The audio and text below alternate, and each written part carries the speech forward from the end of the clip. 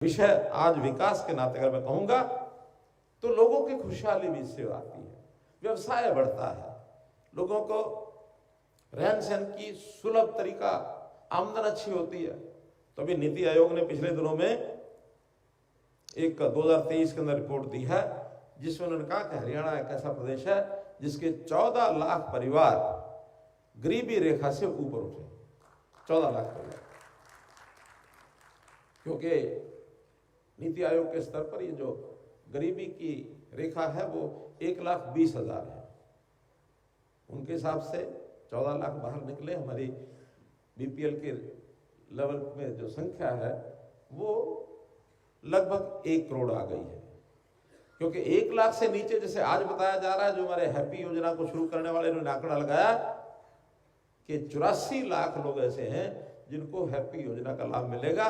वो लेवल है 1 लाख रुपया इनकम। 1 लाख तक 84 लाख है तो 1,20,000 तक 1 करोड़ हो जाएंगे।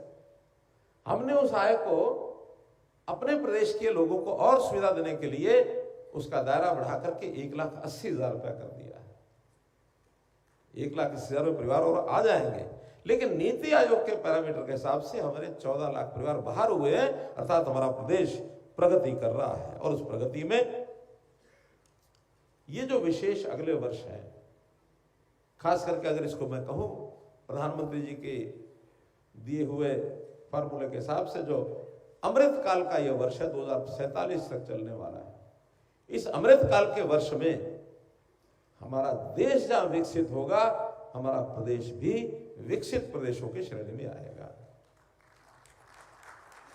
फिर उसमें चाहे यातायात के मार्ग, रेल हो, हमारी सड़क हो, नेशनल हाईवेज हो, प्रदेश के हमारे स्टेट हाईवेज हो, हमारी जिले की सड़कें हो, हमारे ग्रामीण क्षेत्र के गलियां हो, खेत खलियान के रास्ते हो, विलेज रोड्स हो, मार्केटिंग बोर्ड की हो, हमारी पानी की बात हो, पानी में नहरें हो, पानी की हमारे झीलें हो, पानी में हमारे छोटे छोटे डैम बना रहे हैं, बड़े डैम के विषय भी हमारे चल रहे हैं, पानी के हमारे वाटर रिजर्वायर हो, जलापूर्ति के जितने साधन हैं, नल से जल की बात हो, पानी को रिचार्ज करने की बात हो, या पानी को ट्रीटमेंट करने की बात हो, और फिर जो तालाब हैं, सरोवर, अमृत सरोवर जिसका नाम दिया प्रधानमंत्री जी ने, उन अमृत सरोवर को, गांव के अंदर तालाब जो है अपने आप में एक बहुत बड़ा साधन, रिसोर्स होता है हमारे किसान के लिए भी, ग्रामीण क्षेत्र के व्यक्ति के लिए भी।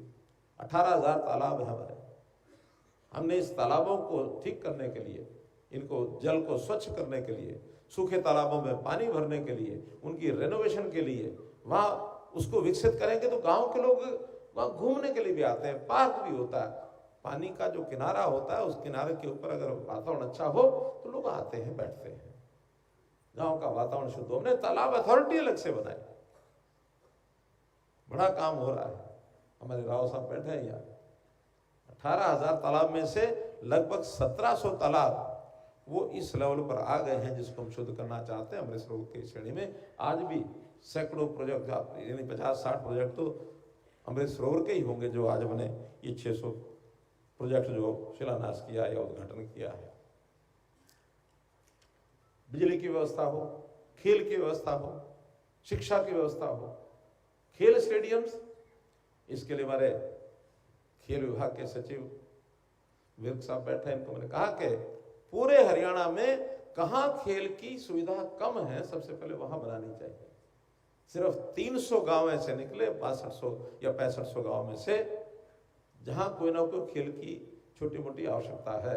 अन्यथा 6200 गांव में चाहे खेल नर्सरी ही पहुंच गई हो, चाहे एक छोटा स्टेडियम पहुंच गया हो, चाहे ग्राम व्यायामशाला पहुंच गई हो, अब सिर्फ 300 बचे। हमने कहा अगले बजट के अंदर 300 के 300 स्थानों पर कोई ना कोई खेल का प्रोजेक्ट, छोटा हो बड़ा हो, ही पहुंचना चाहिए।